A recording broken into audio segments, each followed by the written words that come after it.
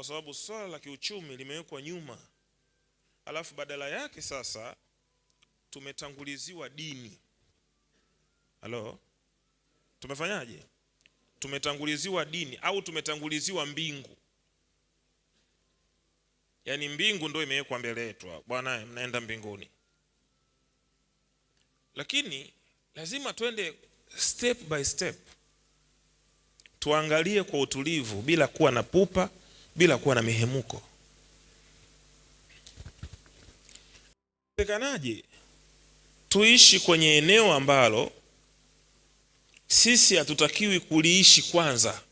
Yaani sawa uambiwe sasa hivi ishi mwaka 2027. Yaani unawezaje kuishi mwaka 2027? Kinachokufanya wewe uishi mwaka 2027 itakubidi kwanza ufike huo mwaka. Amin. Tumekufuata, tutapata nini?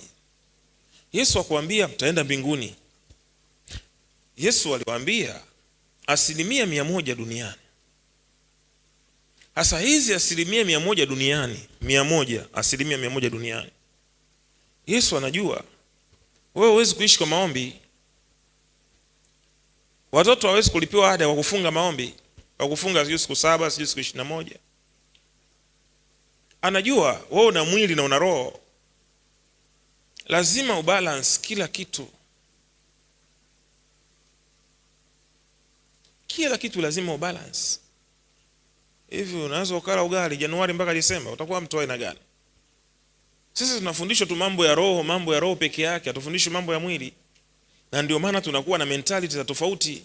Mtu akifanikiwa tunamwona mchawi tu, mtu akifanikiwa tunamwona snitch, mtu akifanikiwa tunamwona sio ni mtu wa namna gani. Umasikini una vitu vingi unazaa chuki, umasikini unazaa uchawi. Sababu kumchukia mtu kapita na gari yake tu nzuri, si uchawi huo, uchawi tu. Unamwangalia magari ya mikopo haya, kakope na wewe. Masikini unazaa usengenyaji. Pata picha kwenye mtaa, wewe peke yako una gorofa. Alafu wenzio wote wana nyumba za chini. Mmoja ya protoko wangu hapa ana gorofa. Kwa hiyo akawa ananielezea changamoto hizo kwamba anazipata wakati anajenga. Akaniambia, baba, wakati najenga mimi nimepelekwa serikalini zaidi ya mara 4 au 5. Majirani wanasema haiwezekani awe juu, anatuangalia chini. Na yeye mwanangu hataki kukaa chini, anataka akae juu. Kwa ni mashindano kati ya watu wa juu na watu wa chini. Sasa akawa anawauliza, sasa nyinyi, sasa huyu, kuna sheria Tanzania kwamba ukizungukwa na majirani wengi wa nyumba za chini usijenge gorofa? Hakuna. Lakini hawataki wewe ujenge gorofa. Wanampiga vita. Kwa nini? Lakini mwamba akakomaa mpaka gorofa ikafanyaje? Ikajengwa na ikaisha. Sasa ndio hiki ninachosema. Hata hiyo account kuwa na followers tu pia nao watu wanachukia. Hata ukipostiwa tu watu wanachukia. Hata ukipendeza tu watu wanachukia. Hata ukipanda cheo watu wanachukia. Hata ukifanya event tu ikaenda vizuri watu, yani ukifanya event watu huko wanakuwa yani wanaamka asubuhi kwenye account yako utasema ni yao kuja kuangalia event ilikuwaje. Ilibuma au haikubuma? Ilikubalika au haikukubalika? Unaandaa event, unashangaa na wenzio huko wote wanaandaa event siku hiyo moja. Tarehe hiyo moja. Nakwambia ukweli. Tarehe hiyo moja na wao pia wanaandaa huko. Yaani ni competition. Hii niliandaa ibada ya kikao cha wanaume mwaka jana. Huko nako nao. Jamani, tarehe hii tunaoa siku moja wote, familia nzima. Yote hiyo ni nini? Chuki na uoga na hofu tulizonazo wahubiri. Ukihisi kwamba watu wake eti watachukuliwa, ni wapeleke wapi mimi watu wako? Mimi na watu wangu. wanaoniamini na kunielewa mimi IPM. Bwana asifiwe sana. Chuki, umaskini unazaa chuki. Kanunua gari na mimi nimuoneshe. Nunua kwa maendeleo, so muoneshe. Nunua kwa maendeleo, sio muoneshe. Ndefu sana. Yani nilipobadilika tu hapa kwamba sina haki ya mtu yoyote duniani. Elewa neno mtu yoyote, akiwemo mama yangu mzazi. Alishanizaa, alhamdulillahi rabbil alamin. Namshukuru. Kanileta duniani pwa, huyo hapo kichwa kikubwa. Namshukuru. Baba naye kaangaika kwenye kitanda pwa, kanileta, nashukuru.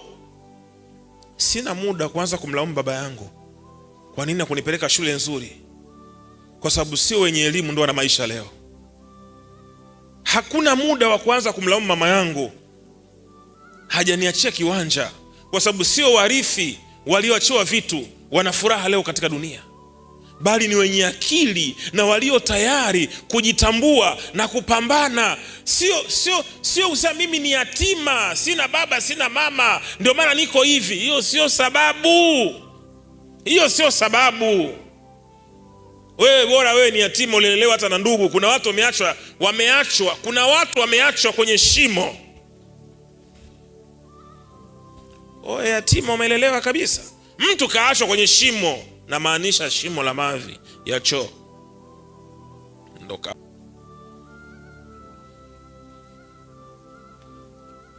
Mavi ni hatari.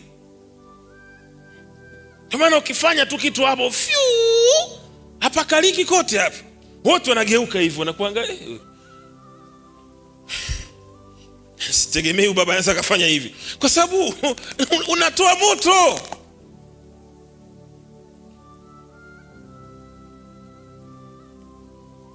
Sema moto. Unahitaji maji mengi sana chooni kupoza moto. Unaendelea kupoza moto, ni moto ule. Unahitaji maji ndoo nzima kubwa, moto ule. Mtoto huyu ni mchanga, lakini yuko ndani ya shimo. Bwana asifiwe. Amen. Bwana asifiwe kanisa. Amen. Yuko ndani ya shimo. Mama akaondoka, kaka huko. Anakuja mtu anasikia haja, anakwenda chooni, au Mungu anamkomandi asikie haja, sababu mambo mengine ni Mungu. Mungu anamlazimisha huyu mtu asikie mkojo wa haraka au asikie haja kubwa ya haraka, ili kuja kumrescue huyu mtoto. Sasa hebu sema harakati. Wanaanza harakati sasa za kumrescue huyu mtoto kwenye shimo.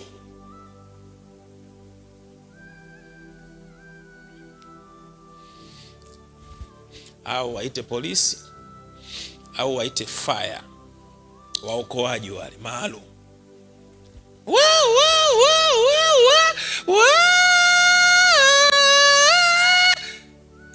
Foleni, fire iko kwenye foleni.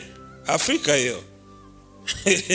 Mtoto anazidi kuungua na mavi, fire inakuja mpaka wanafika pale hivi na hivi.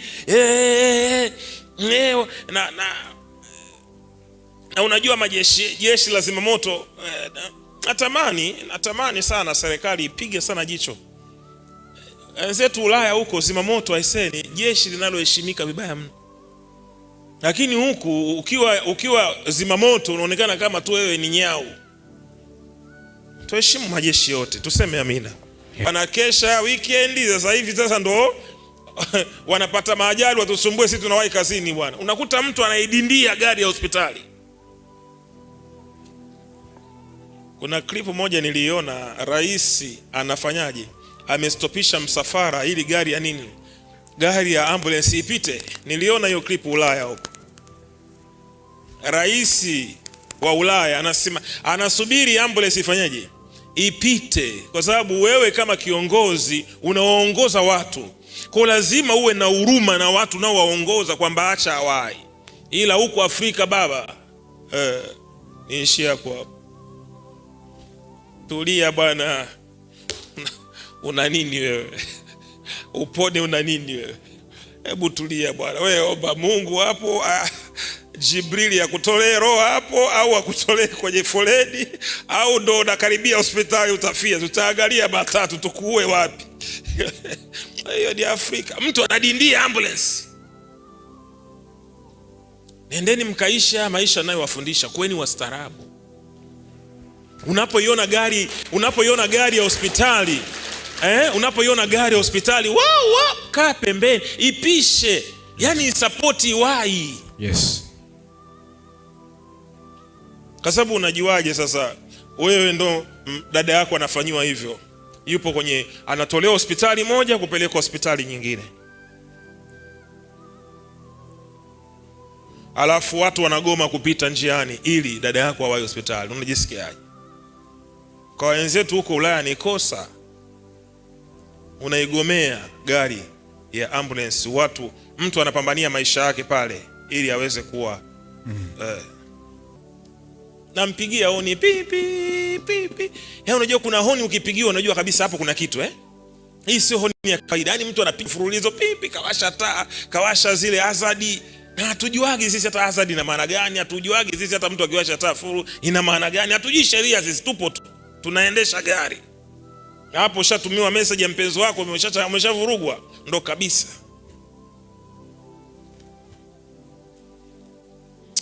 Nikashuka, nikamfuata, kashusha kio, na kukubali.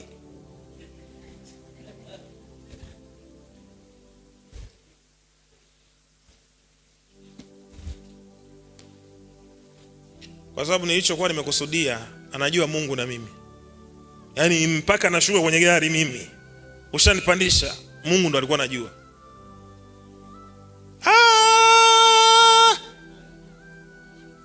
Unafanyaje? Nikamwambia brother, kuwa na utu. Hawa wangekuwa wasaidizi hawa wazee wa kazi wa upande wa pili hawa, sijui wangekufanya nini leo. Mtakuja kuumia. Kuweni na uungwana na ustaarabu hapa duniani. Mmesikia watu wa Mungu? Acheni visasi, acheni viburi. Unaweza wewe ukawa sababu ya mtu kukata roho kwa sababu ya kiburi chako. Labda angewahi hospitali akahudumiwa. Mtu anavuja damu, alafu unapigiwa honi, anakufanyia hivi. Yaani una hadi nguvu ya kutoa mkono na kufanya hivi. Kwa maana yake umesikia wewe, lakini kupisha utaki. Nawafundisha maisha haya, ndo maisha nawafundisha, maisha ya utu, maisha ya upendo. Bwana asifiwe. Amen. Ukipata gari usivimbe barabarani. Hii ni ambulance, gari ya hospitali. Kaa pembeni, wamwaishe huyu, atakufa. Kaa pembeni, utopungukiwa na chochote. Kwa hiyo huna sababu wewe ya kuendelea kufata mlo mmoja wakati Mungu anajua wewe. Kitu ambacho nyinyi mnajisaulisha, niangalie usoni. Acha umbea, niangalie usoni. Kitu ambacho wewe unajisaulisha, unajiona kwamba wewe una roho peke yake, una mwili. Ndio maana mlokole anaanza kukwambia mimi sijawahi kutamani. Unamuuliza, we shoga? Hapana.